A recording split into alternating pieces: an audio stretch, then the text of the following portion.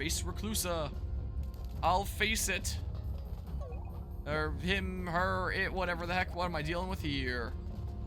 What is going on over this way? But yeah, I'm really, really worried about the future of the States and Canada and the world in general, honestly, here. But yeah. Yeah, I mean, the right is usually about, like, keep things kind of status quo. So, yeah, whoa. So that is kind of funny. Like, I remember learning that in school where it's like, conservatives typically want things to stay the same, whereas, liberals want, like, more change. But yeah, nope, not yet. Still more of this to go. Do I go to here? And then, like... Nope. Can I jump while I'm doing this? I don't think I can, right? Oh, I can a little bit. It just doesn't show it on the bottom there. Yeah, and then I have to jump that. Okay. Interesting. Well, I'm over to here now, but what does that do? I don't think I can jump on this. What's coming here do? But yeah, whoa. Interesting. Alright, maybe I'm not going that way. Maybe I'm missing something. Wait, it put me up higher? I made progress for that? Are you kidding me? How the hell was this game programmed? Well, now I'm here. I genuinely don't know how I get any higher, though. But yeah. Yeah, I could always talk about something else here. I feel like we're also now in territory where it's like, I can't offer my hat into the ring. I haven't been following it as much as I should have. What the heck? Yeah, we can think about better topics. Like how awesome this game is! Hell yeah. Yeah, very much can be. I genuinely don't know what I do. Yeah, I've seen a bunch of those. It seems like some of the most leaked consoles seemingly ever been. It's just gonna put me up here now. If this soft locks me, I'm gonna lose my mind. Can I jump this here? Okay, I can still jump it. Okay. I was worried I might not be able to jump the other way here. You switch over to Nintendo politics with how much Nintendo kind of sucks. But yeah, we can talk about how awful like the Switch UI is, and hopefully the Switch 2 is better. It sounds like they're probably going to continue like their plan of Nintendo Switch Online and all that. Oh, and then I gotta go this way. Okay, I was going the wrong way. But yeah, what if they continue like the lantern? Where's it going? They're lanterns? Could have fooled me. The current trend with like Nintendo Online and their expansions and all that, I think is really crummy. And they're probably going to continue that into the next console. I'd be very surprised if they didn't. Probably never gonna see like a virtual console or anything ever again. So, yeah. And yeah. Yeah. Whoa, that auto advance as well. What did you just say? Seems like we can pick it up over there. Oh. I have to race it. It's back. We only got a short time to pick it up over there. We gotta get ahead of the lantern before it gets there. Okay. Booty bop. Yeah, I can agree with that when it comes to, like, Nintendo's fan stuff there. Very much agree there. I'm super zooming. Everybody's supersonic racing. Come on, come on, go, go, go, go, go. I got too greedy. Nose. Do it, please. Okay. Whoa. Uh-oh. Uh-oh. Dang it. It doesn't even bring me back to the beginning. I still have to complete the entire course. Wait, but it resets the thing! The lantern! Wait, does that give me an advantage? What the hell? I thought I was just gonna, like, restart the race completely or something. Nope, that actually helped me win somehow. Game design, am I right? Whoa, crap. This one's really short then. Okay. And then, whoa. Now I see why the game placed me up there. Ugh. Grab it, darn you! Oh, I thought I missed it there. Absolutely. There, I got it. But yeah, Nintendo has the 1980 mindset of anything that isn't officially endorsed by Nintendo is bad and should therefore be gone. Yeah, pretty much. Probably quite a while still. Wait, oh, this way. That'd be cool, but like, the only way Nintendo ever does that is with the whole stupid expansion pass and like more subscription fees and stuff like that that I despise. Okay, do that. And then, what other one opened before? Like, if they opened one at a time, it'd be easier to keep track. But as is, where it opens like a couple at a time, and then by the time you're done with one section, you have to remember the other one that opened. Like, I don't remember exactly. I think it was bottom left? I think it was bottom left. And then you also have to keep track of, like, which ones have you done before. I think bottom left is the next one here. But yeah. You know, in Superstar Saga and Paper Mario for that matter, they don't turn off the game to set you back. They just teleport you to the start. What, in like a situation like I was in there? Bootlegs were rampant back then, and that's why they added the official seal of the Nintendo quality to the cartridges. Kind of mark it like that, but yeah, Nintendo's still being like that today. How long has the dungeon been going on? I don't know. I feel like I've been here for the past 10 years. Like someone just finds me as like a decayed husk by the time I'm through with this dungeon. And just like, what happened to you? Mario and Luigi. Brothership. As I slowly crumble into dust.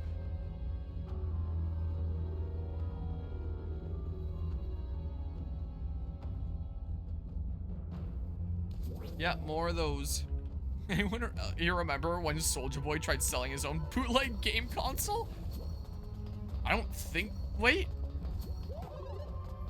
I might have heard about that through like Moist Critical videos. Is why I might have heard. Yeah, that one's lower. I don't know why I thought Luigi was lower for a hot second there. But yeah, fan games and emulation fall into a gray zone where it can be legal but can also be illegal. Yeah. Like with the whole Citra and Yuzu situation, had they played their cards better, they probably wouldn't have been stricken down by the Nintendo gods. Like if they hadn't put builds of their emulators exclusively behind Patreon paywalls, they probably wouldn't have been smited. Wow. But yeah. Wow. He got sued by Nintendo and tried playing it off that he never got sued, but it was super obvious.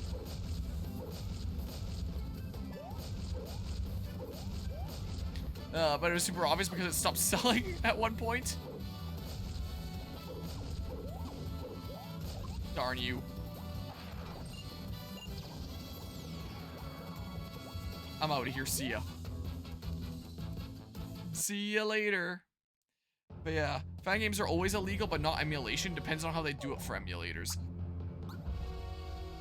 What I would have assumed would have been the case was that like fan games would be legal but not monetizable, is what I would have presumed. But I know that like there have been Pokemon fan games that have been shut down if it seems like they're getting too much popularity, like Pokemon Uranium being one of the biggest examples of that. Clearly not the case there. But yeah, I don't actually see how a fan game would be illegal unless you're charging money for and therefore like monetizing, infringing on someone else's copyright. I mean, like a fan game, it's no different from like fan art or fan music or whatever the heck else. That's just like a derivative fan work for fun that isn't having any money made off of it. I mean, there are lots of people that do make money off of like fan art of stuff like Pokemon. Go to any event like Comic-Con or Fan Expo or something like that, and there'll be posters of the yin yang that people have designed that they're selling of like different established IPs. And like, is that legal then? Is that technically illegal? I don't actually know how it works. But you'd think that fan games would fall under like the same kind of situation there. Pokemon Game was being monetized and therefore was illegal. It was being monetized? Now it's completely free and legal. Oh. I thought that it wasn't being monetized and that Nintendo shut it down because it was getting too popular. That's what I thought. I even alluded to as such in one of my video essays. If that was wrong, then whoops. I think it was in my Scarlet and Violet video essay where I said that they'll like shut down stuff that they feel kind of threatens them when I was talking about the Pal World situation. Like, I don't remember hearing about it being monetized before. Okay, that way, I guess.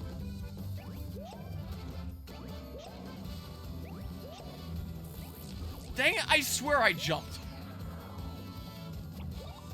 Well, think it was not 100% sure though, because I don't think it was, right? But yeah, and let's see here. So it should work, but fairly certain laws do not protect fan games.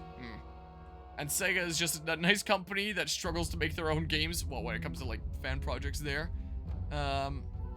Let's see here. What else did I miss? I mean, I think fan art can also be struck down, but it never happens as it would be way too fucking expensive. Might well be the case. I'm about to run out of regular mushrooms here. Fairly certain. Gosh dang it! There's guys everywhere in this game. It's insane. Yeah, it definitely would.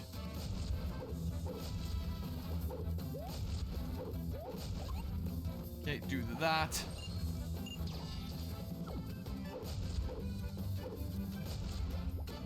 Dang it! Oh my god. Yeah, I think that it was the popularity of the game, if memory serves. It had like 1.5 million downloads or something like that. So that doesn't rival main game Pokemon, but that does rival Pokemon spin-offs. Here, do that. Please don't come after me before I get to take off. How high do those go? Oh god, I really gotta thread the needle. Oh my god, this is gonna suck. Now I have to run past those 2 random encounter enemies again! She has to try it again! It's 2 in the morning. I hate this game. I have a not safe for work Pokemon got being struck down, but that's because it was monetized. For sure, I know that. Oh, Pokemon Uranium was getting ad revenue from what you looked up. Oh. But yeah, I think I missed stuff here when it comes to the Wii U with this other conversation here. Swear to God, I remember it being monetized at some point with uranium. Oh my god.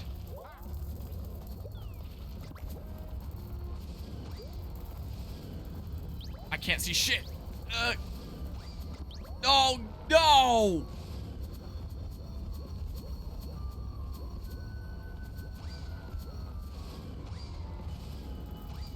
Okay. Okay, right now. Oh my god. Set a course that way? Nope, never mind. Is it fair game to call this game bad yet? Might well be. Even when you get a first strike, the enemies are still gonna get like a lot of attacks at the beginning of battle. It sure seems like. Yeah, do that one if I'm gonna run away again.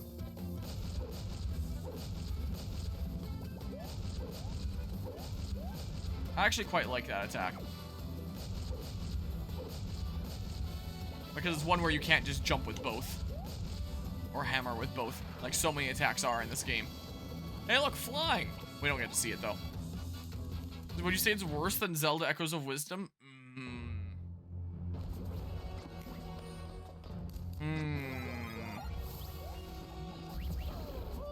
Wait! Oh, come on!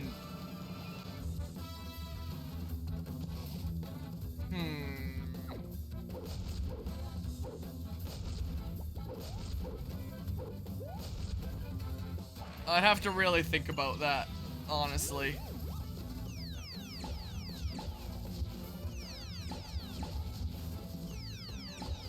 Like, maybe I would change my mind if I thought about it, but I think Zelda Echoes of Wisdom I find worse than this.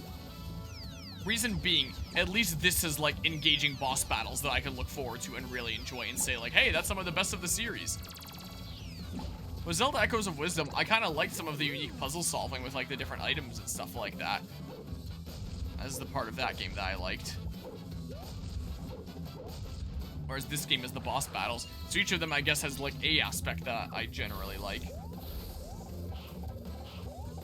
But like the basic combat in this game, like the biggest thing that Mario and Luigi is known for, is good in this game. Whereas like the exploration and I mean, the exploration can be kind of fun in some ways in Echoes of Wisdom, but like the battles is literally just sit down and watch the game play itself, and whenever your troops get low, spawn more. And I guess use like some strategy in that. Like, oh yeah, I shouldn't have run away from that battle because you're just gonna keep on battling me. Whoops. I can't change direction after I do this. Oh my god, I have to fight this guy. This is so annoying. Yeah, 2 a.m. over here. So I have to fight. Don't have any choice but to. I don't know. Echoes of Wisdom is a lot shorter. Like, at least in Echoes of Wisdom, it feels like you can get right to the point a lot faster. And in terms of plot, despite the mess that this plot is, I still feel like it's better than Echoes of Wisdom. Like, Echoes of Wisdom didn't really have an overall theme to its plot, it felt like. It was just like, hey, go stop Null from making everything be the distortion world. Is what it felt like. And that was the entire plot of the game. So at least this game has like some broader themes that you can enjoy. What with the whole connections thing, Bob. It's kind of like Xenoblade Chronicles 3 of storytelling in the Mario and Luigi series, where it's like, hey, there's themes and symbolism that you can get behind here, but the actual material, the plot itself that's using to share said message is just shitty. That's what it kind of makes me think of here. Yeah, Max Mix Vortex. Or Zelda Echoes of Wisdom, there's not really anything about that story that I'm gonna think of, honestly. So, like, at least I can think about, like, the theming and symbolism that this story had going on, I guess. Okay. What have I done? What have I done? What have I done? Oh my god, it almost let me have it. Okay, let's see here. Just remember that the very first game had you face 9 bosses in the final dungeon as Koopa Kids popped out of nowhere in both the original and the remake. A little bit of a boss rush there. I wonder if I can remember like how engaged I was during that. Like, I'm sure I could look it up on my channel and like recall or something or other. But yeah, I don't remember right now. I guess the section didn't really stand out to me if I don't remember it. Oh. I'll have to read that in a hot second here. Okay, I'm gonna have to give Luigi some syrup after this. But yeah, is it true that Zelda only wore a cape and hood for almost the entirety of the game? Partway through, you could change your outfits into different things. Oh god, Mario's just dead now. Goodbye, Mario. Oh, or maybe it's Luigi that's dead now. Oh, good. You love to see the trip and dizzy moments. Oh, good. Thought I could hit you again there or something. Oh, God. Well, this isn't great. Okie doke, take care there, Guzma. Have a good day at work. Yikes. Much yikes. With this game, there doesn't seem to be any actual bad section. It's just that no section really feels like they have a reason to exist outside just for gameplay, and that's it. Yeah, it's just a whole lot of padding. I mean, and I guess I would kind of classify that as bad in a lot of cases. Like just going around and doing fetch quests and stuff like that. Island after island, that kind of thing.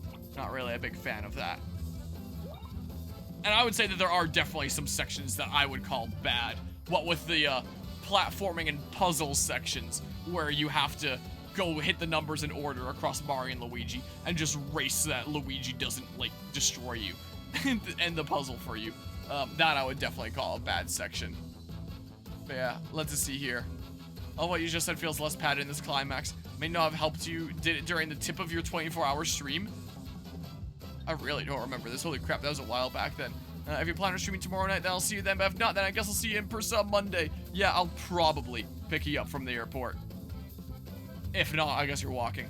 But yeah, I'll probably stream something tomorrow night. But this is like the last thing that I'm finishing off before that trip there. Gotta sleep. Good night, everyone. Have a good one. All right, appreciate you stopping by and hanging out, GMK. Hope you have an awesome rest of the night there. I'm doing Bomb Derby. Yeah, I suppose so. Depends on like what kind of era of older game, like how much padding we're doing here. I mean, even with some older games, there's some padding that I really, really dislike. I think my least favorite case of padding in a video game is probably Okami. And Okami has a sequel going around the corner now at some point. There is a sequel in the works for Okami. But yeah, I genuinely think that Okami has like my least favorite section of padding in any video game ever. Like the one that got to me the most in terms of stress. I came really close to dropping the game. Like, one of those situations where I didn't drop it just to do it, like, on this channel as a playthrough. But if I wasn't a content creator, I would have absolutely dropped the game there. I don't know if I've talked about it, like, during my Mario and Luigi playthrough here. But I know I've talked about it several times on the channel. Old games, at least they try to have good gameplay and do some things that mix up the gameplay because of that. Yeah, it can very much depend on the game, but some definitely do. With Okami, the second dungeon of the game, you reach it, like you go through this village and you reach the second dungeon, and so you think you're gonna enter it and do the second dungeon. Nope, get pranked. You can't actually enter the dungeon until you find like 5, I think it was 5, canine warriors. What do they force you to do? This is what it be. So you're given like this tracker, this little thing that like floats around you, and it'll like be making sounds more frequently the closer you get to a canine warrior. And so you go around the entire windmill village place there, trying to track down these canine warriors. And then eventually you find all 5 of them, I believe it is. And it's like, okay, now a big cutscene is gonna happen, and we're going to open up the second dungeon. You know what the game does?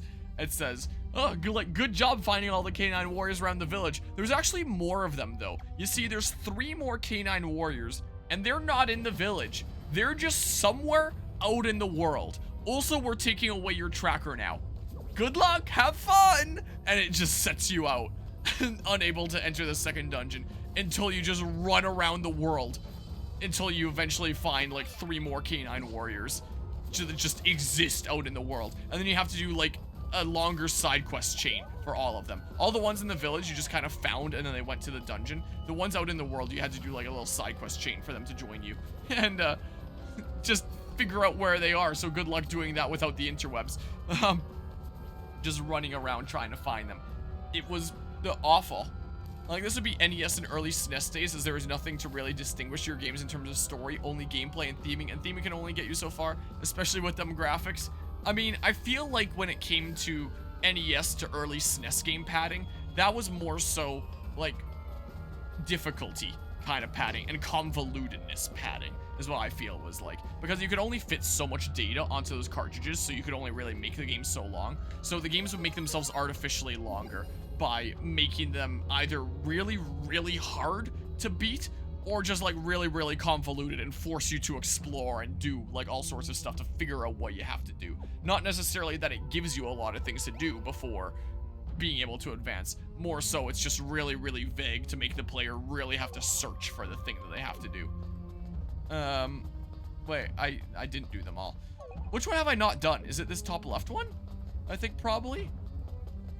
Maybe I should have been placing these things in their corresponding things to help like keep track of them. But yeah. And yeah, I agree. I'm really not a big fan of like many NES games because of that. Like, I really respect what a lot of NES games did, but a lot of NES games were designed around that kind of mentality, and so I'm not a really big fan of those kinds of ones where it's like, yeah, just make it like really, really difficult and have you restart from the beginning every time you fail so that it becomes longer in that sense. Not a big fan of that. In my opinion, I feel like SNES is when video games started getting good in the sense that I could like really sink my teeth into it and feel like I'm actively doing stuff. Like, if I play a game like the original Legend of Zelda, I'm gonna get bored out of my mind. I play a game like Link to the Past, that game's my shit. I 100% did that game in high school. I really quite liked Link to the Past, it was pretty fun. But I do also get like the context, where it's like, hey, this is probably like the first ever home console that you've owned, and just the sheer novelty of like plugging that in, being able to control your character on the screen without having to go to an arcade, and like be inserting quarters and stuff like that is novelty in and of itself. And so there is just like the fun that comes with playing and exploring and seeing what happens. And you encounter like new dungeons from time to time and progress the story and like the main objective and stuff like that. So like, I do very much get the appeal and influence, but you know, it's not the kind of thing that I feel like would have aged very well. One of those things where it's just kind of like you appreciate what it was like at the time, but not really a thing that you would be playing for enjoyment nowadays, I feel like, because of the way that the progression was handled. Like, something that is very, very fun and engaging for the time, I'm sure. But, Let's see here. Well, you know, the 5-year-old commenter spoke up again. I'd say just leave it be. At that point. I mean, the thing is, it's hard to make games hard back then without just making them bullshit and unfair. Yeah, and that's the way that a lot of old games were. It's just bullshit and unfair. Say OG Zelda, Mario Bros. 3, and Kirby's Adventure are the only NES games that you go back to. Fair enough. I don't know, original Zelda is good, except it's bullshit puzzles of bomb random wall. Yeah, stuff like that. As long as you are using a guide to know the secrets. Yeah, very different than just going into it blindly. Metroid is pointless when I have the GBA remake that's objectively superior because it even includes a full port of the OG game for those preferences. Yeah, for sure. And I really enjoyed playing Zero Mission. I don't know if I could see myself playing the original Metroid. I think I played it briefly just to try it out, but